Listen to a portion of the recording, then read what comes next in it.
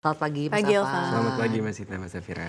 Ya, mengamati pergerakan IHSG yang nampaknya memang kalau kita lihat di bulan Agustus ini cukup menarik ya, cukup semeringah ya. Kalau kita lihat juga bahkan IHSG sempat menyentuh level all time high barunya. Nah, kalau Anda sendiri melihatnya untuk IHSG di perdagangan hari ini apakah mampu untuk kembali menyentuh level 8.000-nya atau penguatan yang tadi pada IHSG kemarin ini sifatnya hanya sementara saja dan hari ini kemungkinan ada koreksi? Ya, kalau kita melihat indeks kita pada hari ini, tentu kita bisa mengacu pada indeks luar terlebih dahulu gitu ya. Kalau kita lihat ke indeks Wall Street pada perdagangan kemarin memang ditutup cukup menguat gitu ya. Tiga-tiganya indeksnya menguat dan itu disebabkan oleh salah satunya rilis laporan keuangan Nvidia yang membuat akhirnya pelaku pasar mulai kembali antusias untuk melirik terutama saham-saham teknologi di US yang akhirnya membuat pergerakan saham US naik, dan itu sebetulnya ada sentimen positif bagi pasar kita karena biasanya dengan market US yang positif itu bisa berimbas pada penguatan juga pada indeks kita. Namun memang kalau kita lihat ada sentimen yang sedikit mengkhawatirkan pelaku pasar gitu dari dalam negeri kita, itu dari demo itu sendiri gitu, yang mana dengan kekhawatiran pelaku pasar akan ketidakstabilan kondisi dalam negeri tentunya bisa membuat tekanan terhadap indeks kita pada hari ini. Jadi kalau ditanya tentang apakah bisa menembus 8.000 kembali pada hari ini, saya agak sedikit pesimis gitu melihat daripada sentimen negatif dari dalam negeri kita yang takutnya ini bisa mempengaruhi daripada pelaku pasar untuk sedikit menjauh terlebih dahulu dari pasar modal kita, dan juga takutnya asing juga memiliki penglihatan yang sama terhadap kekhawatiran Dari demo di dalam negeri. Tapi kalau misalkan kita lihat dari sektor-sektor atau kita lihat dari sentimen-sentimen lain seperti dana aliran masuk dari asing ke dalam negeri, seperti apa, Elvan? Iya, kalau kita melihat memang di Agustus kan cukup deras gitu arus inflow asing ke indeks kita yang akhirnya bisa menyebabkan indeks kita ke 8.000, memang salah satunya juga asing.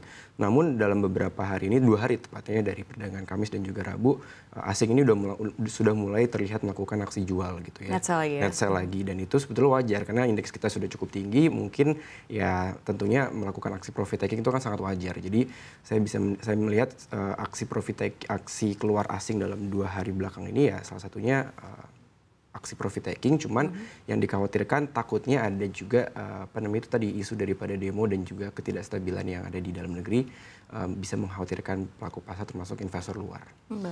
Baik, tapi mengamati penguatan dari IHSG yang terjadi pada hari kemarin ini boleh katakan mungkin cukup anomali begitu ya, di tengah gonjang-ganjing sentimen dari dalam negeri, khususnya mungkin sentimen domestik terkait dengan aksi demo ini yang seharusnya memberikan kekhawatiran tapi malah memberikan penguatan bagi IHSG. Nah, tapi di tengah situasi atau kondisi yang terjadi pada saat ini, sebetulnya sentimen-sentimen apa saja yang tetap bisa dilirik begitu ya, disclaimer on, di tengah terjadinya demo yang terjadi pada hari kemarin dan dikabarkan juga akan terjadi demo lagi di hari ini. Sebenarnya sentimen apa yang masih cukup menarik untuk dilirik? Ya, kalau untuk sentimen untuk indeks kita selain daripada domestik adalah dari US gitu ya. Data-data ekonomi AS termasuk data revisi pertumbuhan ekonomi AS yang ternyata direvisi naik menjadi 3,3% dari 3%. Tentunya itu menjadi salah satu juga sentimen positif bagi pasar modal global termasuk Indonesia, karena dengan pertumbuhan Amerika Serikat yang ternyata masih cukup kuat di tengah gonjang-ganjing tarif Trump selama ini, itu tentunya membuat daya tarik masyarakat, daya tarik investor terhadap pasar modal ini kembali tinggi gitu, dan itu kan sudah terlihat daripada penutupan Wall Street tadi malam gitu yang menguat, dan harapannya juga dari situ bisa berimbas kepada penguatan indeks harga saham gabungan kita. Cuman dan selain itu juga faktor atau sentimen dari The Fed sendiri yang sepertinya pelaku pasar ini kembali meningkatkan ekspektasi akan pemangkasan suku bunga The Fed di bulan September mendatang yang dinilai sangat mungkin untuk memangkas sekitar 25 basis poin gitu.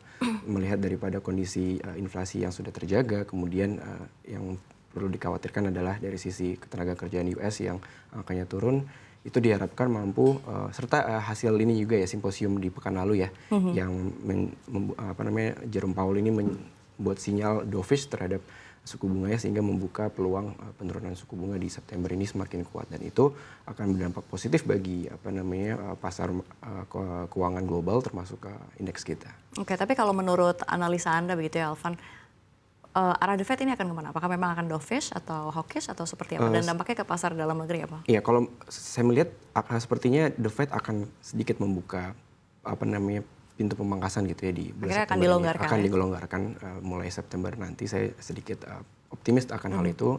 Kenapa ya? Karena salah satunya omongan dari pada Jerome Powell itu di simposium kemarin di hari Jumat Jackson Hole yang yang lumayan dovish gitu ya, dan akhirnya itu membuat saya pun optimis bahwasannya memang akan dipangkas gitu, paling nggak 25 basis point lah.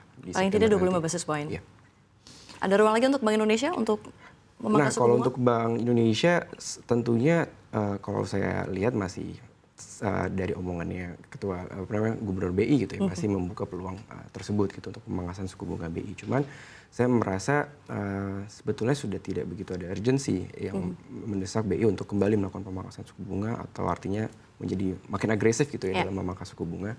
Karena itu tadi salah satunya pertumbuhan ekonomi kita yang sudah terlihat sudah cukup oke di 5,12, dan juga dan yang perlu harus diwaspadai adalah stabilitas nilai tukar rupiah kita yang mesti dijaga, karena dengan agresivitas daripada Bank Indonesia dalam memangkas suku bunga nanti tentu akan berimbas pada stabilitas rupiah.